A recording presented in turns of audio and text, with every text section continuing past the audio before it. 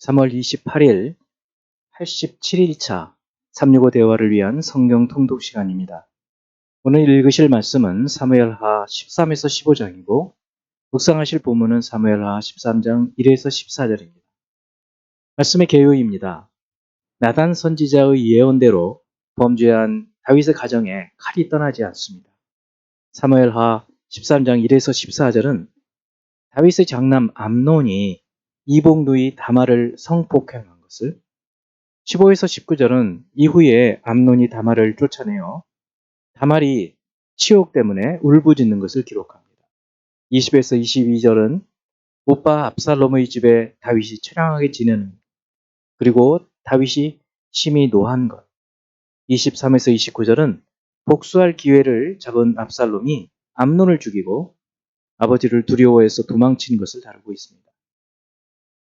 30에서 33절은 암논에게 이 다말을 성폭행하도록 사주했던 요나답이 다윗의 마음을 진정시키는 이야기. 34에서 36절은 요나답의 말처럼 왕자들이 압살롬에게 의해서 다 죽지 않고 다윗에게 돌아온 것을. 37에서 39절은 압살롬이 그 술에서 3년을 지내고 다윗의 마음이 진정된 것을 다루고 있습니다. 14장 1에서 20절은 다윗의 마음을 간파한 요압이 압살롬을 귀환시키기 위한 계획을 세우고 드고와 여인을 통해서 실행하는 것을, 21에서 24절은 요압의 계획이 성공해서 다윗이 압살롬을 용서하고 궁에 돌아오게 한 것을 다루고 있습니다. 25에서 27절은 압살롬의 용모와 그의 자녀들, 28에서 33절은 압살롬이 귀국해서 2년 동안 왕의 부름을 받지 못한 것을 압살롬에게, 요압에게 압박해서 다윗이 결국 압살롬을 만나게 된 것을 기록하고 있습니다. 15장 1에서 6절은 압살롬이 이스라엘의 마음을 훔치는 것을, 7에서 12절은 결국 4년 후에 압살롬이 헤브론에서 반란을 일으킨 것을 다룹니다. 13에서 18절은 다윗이 후궁 10명을 남겨 왕궁을 지키도록 하고 도망치는 것을, 19에서 23절은 가드 사람 이때가 다윗과 함께하는 것, 그리고 다윗 일행이 기드론을 건너서 광야 길로 가는 것을 기록하고 있고, 24에서 29절은 제사장들이 법궤를 메고 나오자 다윗이 도로 메어 성전으로 성막으로 메어가라고 하면서 하나님의 은혜를 구한 것. 30에서 37절은 다윗이 감람산 길을 맨발로 울며 가고 함께 가려고 나온 책사 후세를 돌려보내면서 압살롬의 책사 아히도벨의 모략을 무너뜨리도록 하고 제사장들과 연락을 취할 것을 말해줍니다. 이제 예수 그리스도를 닮아가고자 하는 우리의 목표를 향한 여행을 위해서 질문하고 대답하는 시간을 갖습니다. 첫 번째, 사무엘하 13장 21절. 다윗 왕이 이 모든 일을 듣고 심히 노하니라. 이것은 암논과 다말 사건에 대한 다윗의 반응입니다. 여기에 무엇이 잘못되었을까요? 다윗은 암논을 책망했다거나 징계했다거나 하는 말이 전혀 나와 있지 않습니다. 이것은 통치자로서 또 아버지로서 책임을 다하지 못하는 모습이지요. 이 근친상간이라고 하는 패역무도한 죄를 저지른 암논을 다윗이 왜 징계하지 않았을까요? 그것은 필시 다윗 자신이 저지른 죄 때문이었을 것입니다. 두 번째, 사무엘하 13장 23절. 만 2년 후에 에브라임 곁 바알하솔에서 압살롬이 양털을 깎는 일이 있음에 압살롬이 왕의 모든 아들을 청하고, 압살롬은 왜 2년이 지난 후에 암논을 살해했을까요? 물론 2년 동안 기회를 엿보다가 이때 기회를 잡았다고 볼 수도 있지만, 압살롬은 그동안 아버지가 암논을 벌하기를 기다렸는지도 모릅니다. 자신의 죄로 인해서 다윗이 정의롭게 문제를 해결하지 못해서 결국 압살롬의 적개심이 커지고 훗날 반역까지 하게 되는 것이죠. 세 번째 사무엘하 14장 24절.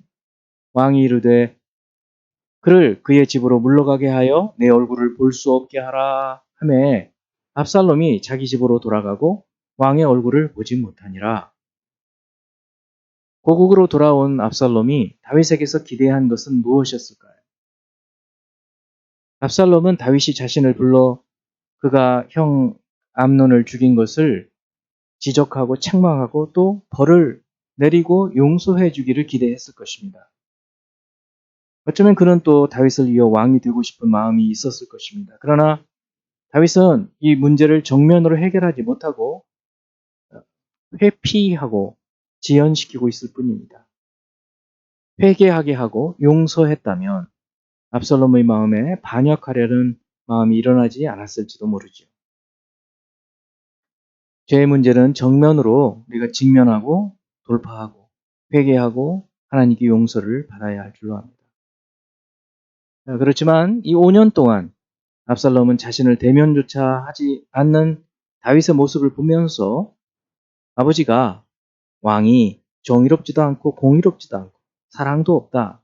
이런 생각을 마음에 품게 되고 결국 이스라엘의 마음을 훔쳐서 반역하게 되고 그가 왕이 되려는 마음을 굳히게 되는 것이죠. 네 번째 사무엘하 14장 33절. 요압이 왕께 나아가서 그에게 아뢰매 왕이 압살롬을 부르니 그가 왕께 나아가 그 앞에 얼굴을 땅에 대어 그에게 절하매 왕이 압살롬과 입을 맞추니라. 고국에 돌아온 지 5년 후 다윗과 압살롬의 화해의 만남이 있은지 또 이제 4년 후에 무슨 일이 일어납니까? 또 그 이유는 무엇이라고 생각합니까? 결국 고국으로 돌아온 지 5년 만에 화해가 이루어지고 그리고 화해가 이루어진 지 4년 만에 압살롬은 아버지 다윗을 반역해서 반란을 일으킵니다. 이런 여러 모습을 볼 때 다윗이 간음하고 살인죄를 저지른 그것이 가정 내에서 간음하고 살인죄를 저지르게 되는 그러한 일이 똑같이 일어나게 되는데 그 이후에라도 문제를 잘 해결했으면 이런 일이 생겨지지 않았을 터인데 사람의 마음에 작은 미움이나 욕망이나 반역의 씨앗이 시간이 지나면서 자라서 결국에는 쉽게 해결할 수 없게 된다는 것을 깨닫게 됩니다. 다섯 번째 사무엘하 15장 35절. 사독과 아비아달 두 제사장이 너와 함께 거기 있지 아니하냐. 네가 왕의 궁중에서 무엇을 듣든지 사독과 아비아달 두 제사장에게 알리라. 지략과 책사 후세에게 다윗이 한 이 말을 통해서 다윗의 전략을 생각해 볼 수 있습니다. 그것이 무엇인가요? 다윗은 결과를 하나님께 맡겨드립니다. 그래서 언약궤도 가지고 가지 않죠. 그렇지만 또 한편으로 사람이 할 수 있는 자신이 할 수 있는 최선을 다해서 압살롬의 반역을 무산시키려는 다윗의 계략을 볼 수 있습니다.